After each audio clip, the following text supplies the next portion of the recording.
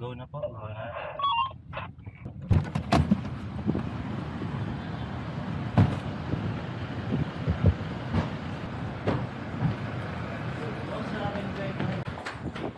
Dumiretso sa 22nd floor ng gusaling ito sa Ortigas, Pasig ang mga tauhan ng NBI OTCD, PAOK, National Privacy Commission at SEC.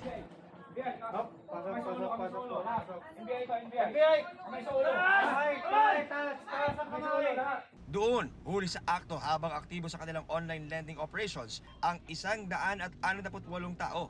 Ang mga nasa bungad, inabutan pang nagre-rehistro ng mga bagong biling SIM cards sa iba't ibang pangalan para magamit umano sa kanilang operasyon.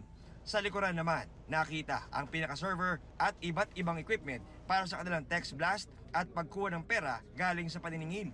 Sa online site lang po namin, nasa 15,000 ang complaint. Sa amin pa lang po yun, pera pa po yun sa NBI, meron din pong complaint sa PNP. Gumawa kami ng one-stop shop, nakasama natin yung NBI, yung PNP, kasama natin ang SEC para mag-cater doon sa mga complaints. Kawawa yung mga kababayan natin, nangangailangan, kapit sa patalim, uutang sa kanila.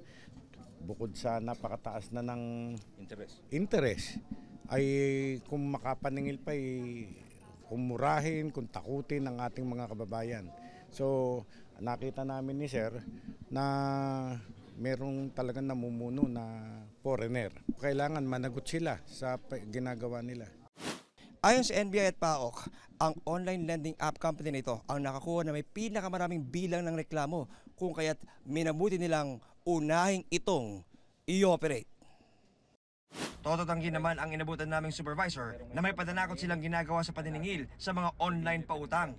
Is it true na may mga pananakot na ginagawa yung mga tauhan niyo dito? We don't 100% we don't direct people, sir. We have this policy. We terminate people if there's identified case.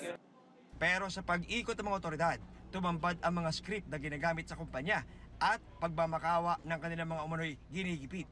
Bakit nyo pong need na magbanta? Ginagawa ko lahat naman po ng paraan ngayon para makabayad. Ano pong basa niyo po dito? Yes, takot na. Ibig sabihin pinagbabantaan siya. Patunay ito, sir, na talagang nangyayari yung pagbabanta. Yes. Sa tingin po ninyo? Oo. Kitang-kita. May pagbabanta.